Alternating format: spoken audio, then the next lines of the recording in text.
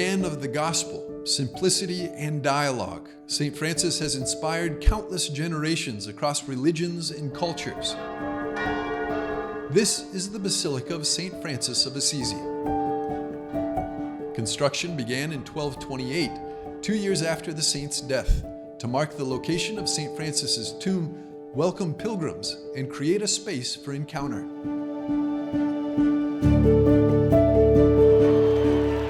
Pope Francis has made multiple trips to Assisi since his election in 2013. Non ci stanchiamo di ripetere che mai il nome di Dio. In 2020, before the saint's tomb, he celebrated Holy Mass and signed his encyclical Fratelli, tutti, We Are All Brothers, in which the Holy Father calls us to love all our neighbors, regardless of location, upbringing, or differences. Meeting us in the Upper Basilica is Father Marco Moroni, custodian of the Sacred Convent of Assisi. He shares his hopes for today's interreligious dialogue with St. Francis as his guide. I think religions all can dialogue and pray for peace. And since that time then, Assisi has developed this further sensitivity in the name of Francis of Assisi, who was a man of dialogue. There are so many places and so many situations, so many organizations also that find their possibility of expressing themselves. This evening, Father Moroni welcomes Rabbi Goshen of the Jewish community of Assisi and Mustafa Seric, Grand Mufti of Bosnia.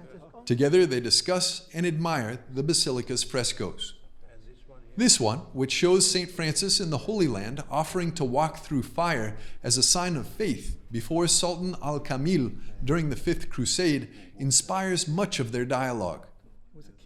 It was not an obvious and normal thing during the Crusades. While everybody is armed, while everybody is trying to defend or reconquer, he goes as an unarmed man, and I think that is a key element. The dialogue is always done in an unarmed way, presenting himself as he is in simplicity.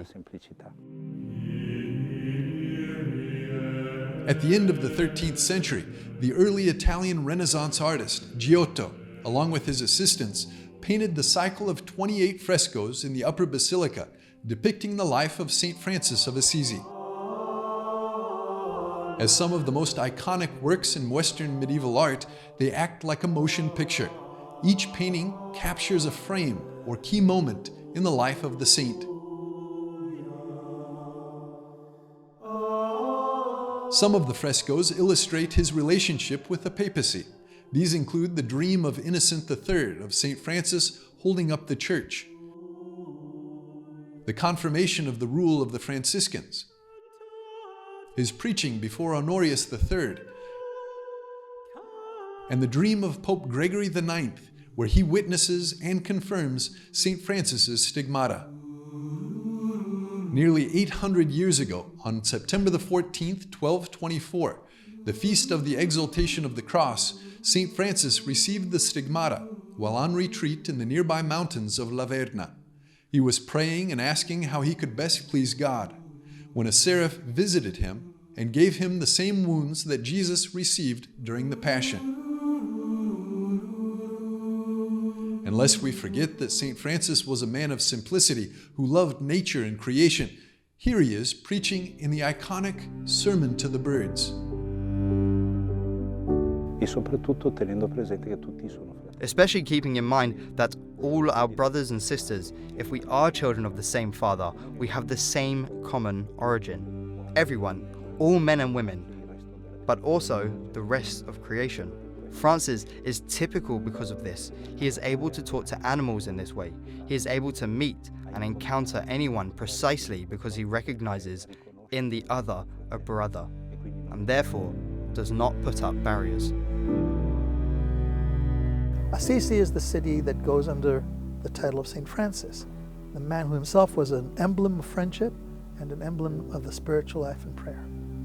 And in this day and age, what we need is a deepening of the spiritual encounter. With this fraternal spirit, Rabbi Alon brings his own chair as he frequently does, to honor and pay his respects to St. Francis.